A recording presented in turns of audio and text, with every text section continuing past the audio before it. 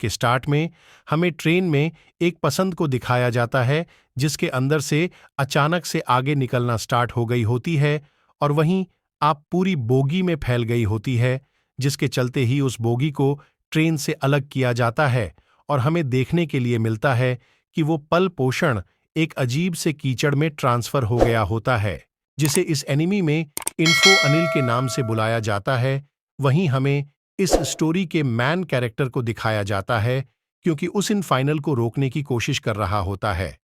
पर इसके पहले ही वहां पर फायर फोर्स की कंपनी एक पहुंच गई होती है, जिसके सारे मेंबर मिलकर उस इन फाइनल को रोकने में लग गए होते हैं। आप एक सिस्टर उस इन फाइनल की आत्मा की शांति के लिए प्रार्थना कर रही होती है, वहीं कंपनी एक का लीडर उस इन फाइनल के कोण यानी कि उसके हाथ को डिस्ट्रॉय कर देता है, जिससे उस इन फोन मिलकर काम तमाम हो गया होता है। बट इन फाइनल को रोकने के चक्कर में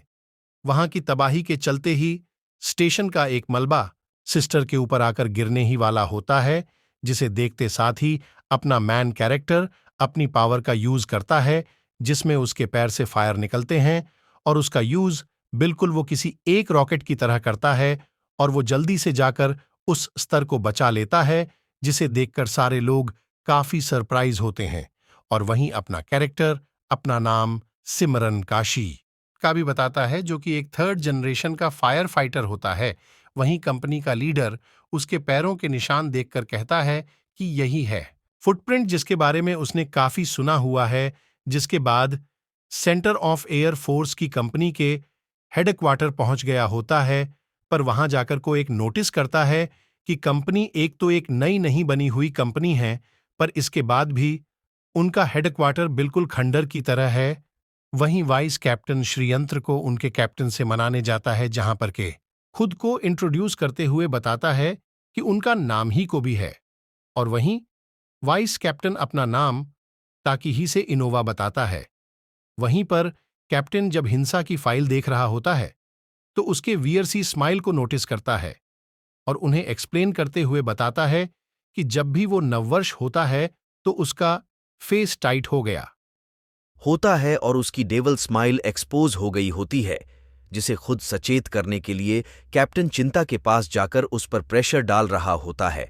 और जैसे ही और वर्ष हो गया होता है, उसकी डेवल स्माइल उनको नजर आ गई होती है, जिसे देखते साथ ही कैप्टन जोर जोर से ठहाके लगाकर हंसने लग गया होता है। साथ ही हमें देखने के लिए मिलता है कि कैप्टन काफी कूल माइंडेड हैं और वाइस कैप्टन काफी ज्यादा विस्तृत। वहीं कैप्टन ओबीसी इंद्र से पूछता है कि उसने फायर फोर्स ज्वाइन किया है, जिस पर सेंट्रल बताता है कि वह बस एक हीरो बनना चाहता है, जिस पर कैप्टन भी उससे कहता है कि हीरो बने तो ठीक है, पर फायर फोर्स में टीम वर्क और लोगों की जान बचाना उससे ज्यादा इंपॉर्टेंट है। वहीं पर वाइस कैप्टन हिंदू अवोबी सेंटर से कहते हैं कि कहीं वो फायर फोर्स में अपनी रेपुटेशन क्लियर करने को नहीं आया है, क्योंकि उसके बचपन के कारणों के चलते ही उसका नाम रखा गया है, और यदि यहां पर वो अपनी रेपुटेशन क्लियर करने आया है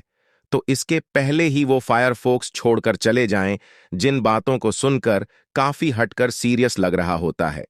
इसके बाद हमें फायर फोर्स कंपनी की लड़कियों को दिखाया जाता है, जिसमें मां की सिस्टर सुपुत्री होती है। जब चंद्रा ने उसकी जान बचाई थी तब उसे यह तो नहीं लगा था कि शीघ्र रही उसका प्रिंस चार्मिंग है। जिन बातों को सुनकर सिस्टर सोचती है कि मां की बाहर से काफी रफ एंड टफ और भले ही ली क्यों दिखती हो, पर उसके दिमाग से वो बिल्कुल छोड़ी बची है।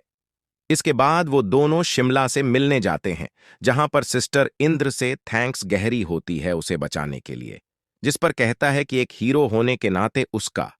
तो यह एक फोर्स था। जिन बातों को सुनकर मां की अपनी छोटी बच्ची वाली हरकत करने लगती है, जिसे देखकर सिस्टर आरएस उसके सिर पर एक जोर का मारती है। उसके बावजूद भी मां की अपनी छोटी बच्चियों वाली हरकत नहीं छोड़ती। इन सब चीजों को देखकर वाइस कैप्टन ही की काफी सड़क गई होती है।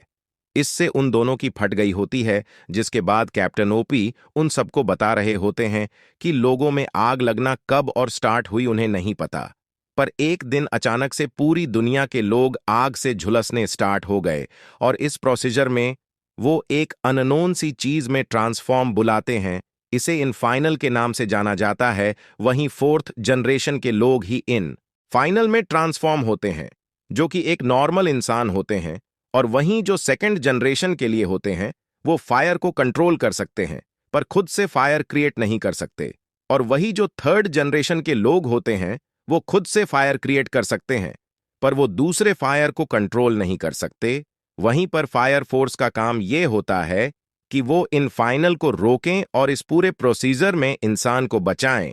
पर से ज्यादा मौतें उनका ये होता है कि कंपनी के ऊपर की जिम्मेदारी है कि वह यह जाने कि लोग आंख से कैसे झुलसते हैं और वह इस मिस्ट्री को सुलझाएं ताकि वो लोगों के अंदर से आप कतर को मिटा सके और दुनिया को एक सीट प्लेस बना सकें। डैन हमें शिरना की लाइफ की थोड़ी फ्लैशबैक दिखाई जाती है, जहां पर अपनी मां और अपने छोटे भाई के साथ काफी खुश होता है। इसके बाद हमेशा को कुछ लोग बोलते हुए दिखाए जाते हैं, और वहीं जब सेंटरों को उसकी दादी मां को सौंपा जाता है तो उसकी दादी मां सिन्हा को अपने साथ रखने से साफ इनकार कर देती है, क्योंकि उसके हिसाब से सिंधिया ने अपनी फैमिली को मारा होता है और सब करने के बाद भी वो स्माइल कर रहा होता है, इसलिए उसकी दादी मां को टेबल के नाम से बुलाती है। वहीं हमें सेंटर के फ्लैशबैक में एक सींग वाले इन फोन को भी दिखाया जाता है, जिससे सेंट्रल अपने पूरे दिल से नफरत करता है। जिसके बाद फायरफॉक्स कंपनी को एक कारखाने में आग लगने का मैसेज मिलता है। साथ ही साथ उन्हें चलता है कि वहां पर एक इनफोन भी है। जिस बात को सुनते साथ ही अपनी टीम रेडी होकर उस लोकेशन के लिए निकल गई होती है, जहां पर जाते हुए शिंदे अपनी मां को याद कर रहा होता है और उसे याद में उसकी मां को अपना हीरो गहरी होती है। इसके बाद अपनी टीम पुरस्कार कारखाने वाली लोकेशन में पहुंच गई होती है, जहां पर काफी ज्यादा आग लगी होती है, और उस आग को देखते साथ ही सिंह अपने घुटने टेक देता है, क्योंकि उसके पास में भी उसके घर में इसी तरीके की आग लगी होती है। आग के चलते ही उसकी मां और उसका छोटा भाई मारा गया होता है, जिसको देखकर कैप्टन ओबी पहले दोषियों को मोटिवेट करते हैं और उसे वापस उसके पैरों पर खड़ा कर देते हैं। इसके बाद मां की अपने सेकंड जनरेशन वाली पावर का यूज कर वहां की को हटाती है, पर ऐसा करते साथ ही इन फाइनल जल्दी से आकर शिंदे पर अटैक कर देता है, जिसके चलते बेहोश हो गया होता है। इसलिए वाइस कैप्टन ही सबसे पहले तो सेंटर को होश में लाते हैं, और उसके होश में आते साथ ही अपनी टीम एक बार फिर से फीडबैक करने के लिए तैयार हो गई होती है। इसलिए कैप्टन भी कहते हैं कि वह माखी की के साथ मिलकर इन फाइनल का ध्यान भटकाए, और वहीं जैसे सिंगापुर मौका मिलेगा इन फाइनल का को डिस्ट्रॉय कर दें। इसके बाद की के साथ मिलकर कैप्टन भी फाइनल से लड़ने लग गए होते हैं, जहां पर इनफॉर्मल उन पर भारी पड़ रहा होता है। वहीं सूचना होता है कि उसने खुद से 2 प्रॉमिस किए हैं, जिसमें फर्स्ट में वो खुद को हीरो बनाने की बात गहरा होता है, और सेकंड में अपने फैमिली को बचाने की, जहां पर उस सेकंड प्रॉमिस को पूरा नहीं किया होता है, इसलिए वह अपने फर्स्ट प्रॉमिस को पूरा करेगा। वहीं पर उसे अपनी मां की बात याद आती है, और उसकी मां गहरी होती है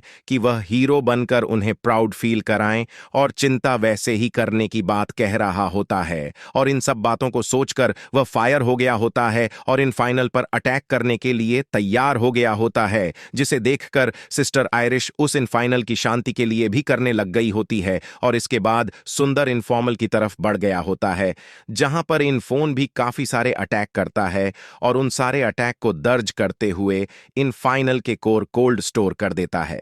जिस अटैक को देखते साथ ही मान की सरप्राइज रोते हुए कहती है कि थर्ड जनरेशन के फायर फाइटर सच में काफी ज्यादा पावरफुल होते हैं। इसके बाद जब अपनी टीम कारखाने से बाहर आती है तो काफी सारे लोग उनके लिए चीयर कर रहे होते हैं, जिसको देखते साथ ही कैप्टन ओपी सिन्हा कहते हैं कि वो अपने हीरो बनने के सफर पर कदम बढ़ा चुका है। और इसके साथ भील यहीं पर एपिसोड का एंड होता है। सो गए आज की वीडियो। और यदि आपको ऐसी वीडियो और चाहिए तो आप हमारी वीडियो पर लाइक और हमारे चैनल को सब्सक्राइब कर मैं जरूर दिखा